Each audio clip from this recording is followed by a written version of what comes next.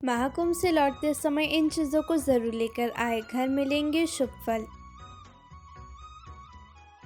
महाकुंभ से लौटते समय लोग केवल आध्यात्मिक अनुभव ही नहीं बल्कि सुख समृद्धि और आशीर्वाद भी साथ लेकर आते हैं। अगर आप भी संगम जा रहे हैं तो इन चीज़ों को ज़रूर साथ लाए। नमस्कार दोस्तों, राधे राधे, जय श्री कृष्ण।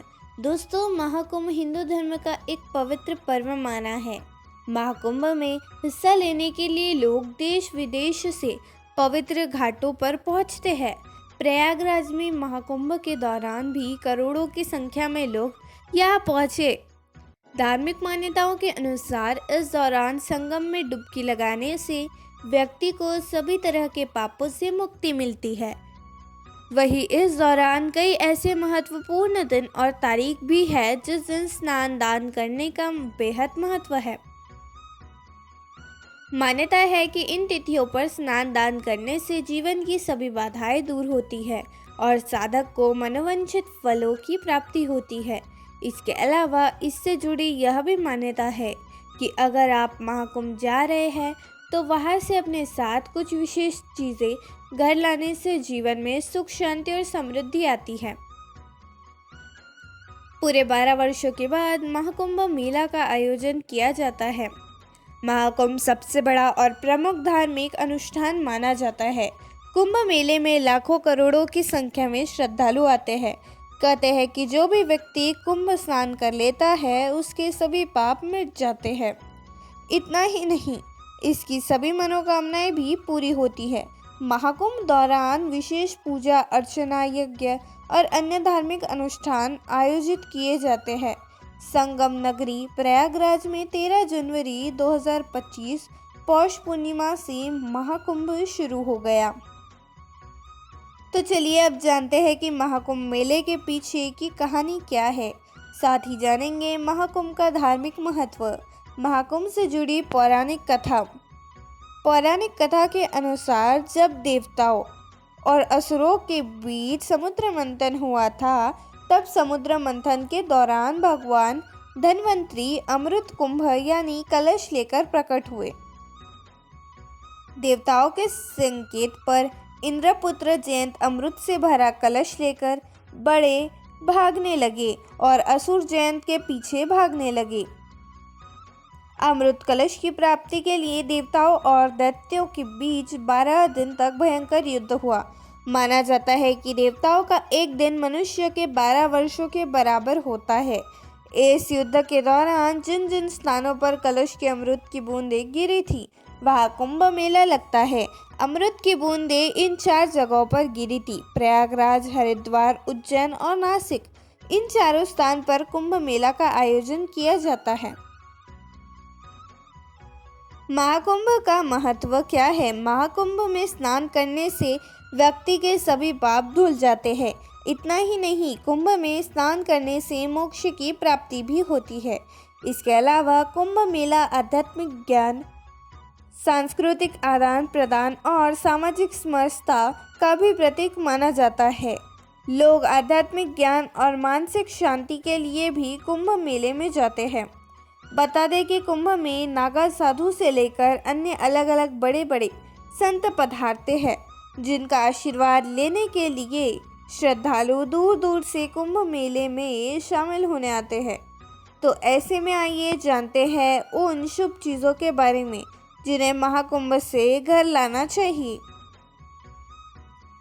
पहला, संगम की पवित्र मिट्टी। त्रिवेणी संगम की मिट्टी को अत्यंत पवित्र और शुभ माना जाता है। मान्यता है कि संगम से लाई गई मिट्टी में सकारात्मक ऊर्जा होती है, जो घर के वातावरण को शांतिपूर्ण बनाती है और सकारात्मक ऊर्जा का प्रभाव बढ़ाती है। गंगा तट की मिट्टी को बेहद शुभ और पवित्र माना जाता है। अगर आप महाकुंभ में शामिल होने वाले हैं तो आपको गंगा घाट से थोड़ी सी मिट्टी घर अवश्य लानी चाहिए। इस मिट्टी को आप तुलसी के पौधे में डाल सकते हैं या फिर पूजा स्थल के पास रख सकते हैं।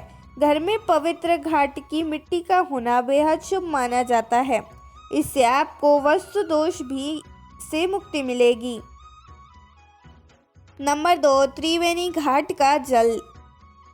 प्रयागराज में त्रिवेणी घाट में डुबकी लगाने का महत्व बहुत अधिक है।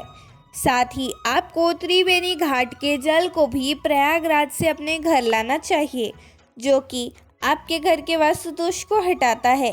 इस जल को अगर आप अपने घर रखते हैं तो कई ग्रह दोष और वास्तु दोष दूर हो जाते हैं। साथ ही इस जल का उपयोग आप धार्मिक कार्यों के दौरान पर कर सकते हैं। त्रिवेणी घाट के जल को नहाने के पानी में मिलाने से आपको शांति और मानसिक सुकून प्राप्त हो सकता है। तीसरा, तुलसी की माला और रुद्राक्ष। रुद्राक्ष और तुलसी की माला को हिंदू धर्म में अत्यंत पवित्र माना जाता है। प्रयागराज में कुंभ नहाने के साथ ही इन चीज़ों को भी आपको घर अवश्य लाना चाहिए। इन चीज़ों को घर लाने से घर की नकारात्मकता दूर हो जाती है। अगर आपको किसी साधु संन्यासी से रुद्राक्ष मिल जाए तो समझ लीजिए आपको जीवन सुधर गया है। अगर ना भी मिले तब भी खरीद कर इसे ज़रूर अपने पास रख ले। चौथा, महाकुंभ से ज़रूरी लाए भोग। प्रयागराज में त्रिवेणी संगम के साथ ही कई पवित्र मंदिर भी है। कुंभ में स्नान करने के बाद इन मंदिरों के दर्शन करने से ही आपकी यात्रा पूरी मानी जाती है। आपको भी कुंभ स्नान के बाद किसी न किसी मंदिर अवश्य जाना चाहिए और वहाँ के भोग को घर लाना चाहिए। महाकुंभ के दौरान मंदिरों में बने गए भोग को दिव्य भोग कहा जाता है। इस भोग को अक्सर आप घर लाते हैं तो इस बेहद शुभ फलदायक माना जाता है। पांचवा, घर लाए पुष्य। आपको महाकुंभ में से पुष्प घर अवश्य लाने चाहिए। आपको त्रिवेणी घाट में या किसी मंदिर में पुष्प अवश्य मिल जाएंगे। वही किसी साधु संन्यासी से अगर आप पुष्प मिल जाए तो इसे और भी शुभ माना जाता है। धार्मिक मान्यताओं के अनुसार महाकुंभ से लिए गए पुष्प से आपके घर में सुख शांति आती है, आपके घर के ग्रह दोष दूर होते हैं और जीवन में संतुलित लौटता है। छठवां, शिवलिंग और पारस पत्थर। महाकुंभ में से शिवलिंग या पारस पत्थर लाना अत्यंत शुभ माना जाता है। इसे घर के पूजा स्थल पर स्थापित करने से परिवार में सुख शांति और सौभाग्य का वास होता है। यह धार्मिक प्रतीक न केवल आध्यात्मिक ऊर्जा प्रदान करता है बल्कि जीवन में आने वाली परेशानियों को भी दूर करता है। महाकुंभ केवल एक धार्मिक आयोजन नहीं है बल्कि यह आत्मा की शुद्ध करने और जीवन में कई ऊर्जा करने का अवसर भी है। यह आने वाले श्रद्धालु न केवल स्नान करते हैं बल्कि संतों के प्रवचनों और धार्मिक अनुष्ठानों में भी भाग लेते हैं। महाकुंभ से ली गई चीज़ें जीवन में सुख शांति और समृद्धि का आशीर्वाद लाती है। सातवां, पवित्र भस्म विभूति। मान्यता है कि महाकुंभ से लाई गई पवित्र भस्म को माथे पर लगाने से बुरी शक्तियाँ और नेगेटिव एनर्जी दूर होती है। इस विभूति को घर लाकर पूजा स्थल पर रख दे। इससे घर का वातावरण सुख, पवित्र और शांत बना रहेगा। साथ ही भगवान शिव की जमकर अपनी कृपा बरसाए। इसके अलावा महाकुंभ से शिवलिंग, पारस पत्थर या शुभ वस्त्र लाना भी बहुत लाभकारी माना जाता है। इन दिनों को घर लाकर पूजा स्थल पर रखने से जीवन में समृद्धि आती है और पैसों की तंगी का सामना नहीं करना पड़ता है।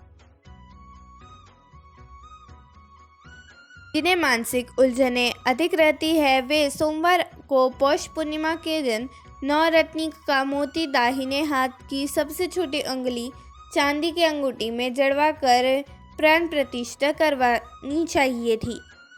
विशेष लाभ के लिए हाथ की उपेक्षा, गले में अर्चन दरकारा रूपी लॉकेट में मोती जड़ाकर धारण करें। साधक को इस दिन प्रातःकाल संगम आदि क्षेत्र में अथवा पवित्र नदियों में स्नान करने के देवताओं का पूजन एवं पितरों का तर्पण करना चाहिए। सफ़ेद चंदन, चावल, सफ़ेद फूल, धूप, दीप, सफ़ेद वस्त्र आदि से चंद्रमा का पूजन करें। दोस्तों, अब आइए जानते हैं महाकुंभ में स्नान के बाद करना चाहिए इन मंदिरों के दर्शन, वरना अधूरी मानी जाएगी आपकी तीर्थ यात्रा। तो चलिए जानते हैं वो कौन से हैं मंदिर। महाकुंभ 26 फरवरी को अपने अंतिम शाही स्नान के साथ खत्म होगा। ऐसे में लोगों को यह जानना बेहद ज़रूरी है कि उन्हें स्नान के बाद कहाँ के मंदिरों के दर्शन करने बहुत ज़्यादा अनिवार्य है, वरना उनकी तीर्थ यात्रा अधूरी मानी जाएगी। आइए जानते हैं कौन कौन सी है वो मंदिर। तो चलिए शुरू करते हैं। लेटे हुए हनुमान जी मंदिर, इसका नाम आपने तो सुना ही होगा। पौराणिक काल से बजरंगबली का नाम चमत्कारों से जुड़ा हुआ है। हमारे देश में हनुमान जी की जगह जगह चमत्कारिक मंदिर है। इन्हीं में से एक है मंदिर लेटे हुए हनुमान जी। अपने आप तक देश के कोने कोने में हनुमान जी की प्रतिमा खड़ी हुई है, पर ये इकलौता मंदिर है जहां हनुमान जी लेटे हुए हैं। इस प्रतिमा की लंबाई करीब 20 फीट बताई जाती है। कहा जाता है कि संगम स्नान के बाद इनके दर्शन बेहद ज़रूरी है। अगर इनके दर्शन नहीं किए तो आपका आना व्यर्थ माना जाएगा। ऐसा माना जाता है कि लंका से जब बजरंगबली लौट रहे थे तो उन्होंने यही विश्राम किया था। नागा वासुकी मंदिर, प्रयागराज में संगम तट के उत्तर दिशा में प्राचीन नागा वासुकी विराजमान मंदिर है। पौराणिक कथाओं की माने तो समुद्र मंथन के दौरान देवताओं और असुरों ने नाग वासुदेवी को समृद्ध पत्र रस्सी जैसा लपेटा था, जिसके कारण नागा वासुकी घायल हो गए थे और फिर भगवान विष्णु ने उन्हें प्रयागराज में इसी जगह आराम करने को कहा था। इसी वजह से इसे नागा वासुकी मंदिर कहा जाता है। माना जाता है कि प्रयागराज आने वाले तीर्थयात्री की यात्रा तब तक अधूरी रहती है जब तक इनके दर्शन न कर लें। अलोपी मंदिर, आप तो जानते ही होंगे कि माँ दुर्गा की कई रूप है जिनके दर्शन के लिए शक्तिपीठ मंदिर में श्रद्धालुओं की भीड़ लगी रहती है। देवी के इन्हों मंदिरों में एक पीठ संगम नगरी में मौजूद है। यहाँ माँ दुर्गा की मूर्ति रूप में पूजा नहीं होती, बल्कि यह एक चुनरी से लिपटा हुआ पिल्ले की पूजा होती है। यह माँ दुर्गा को अलोप शंकरी देवी के रूप में जाना जाता है। कहा जाता है कि माँ सती के दाहिने हाथ का पंजा जहाँ गिरा था, जो विलुप्त हो गया था, इस कारण इस मंदिर का नाम अलोप शंकरी पड़ा। स्नान के बाद यहाँ ज़रूर जाना चाहिए। धन्यवाद।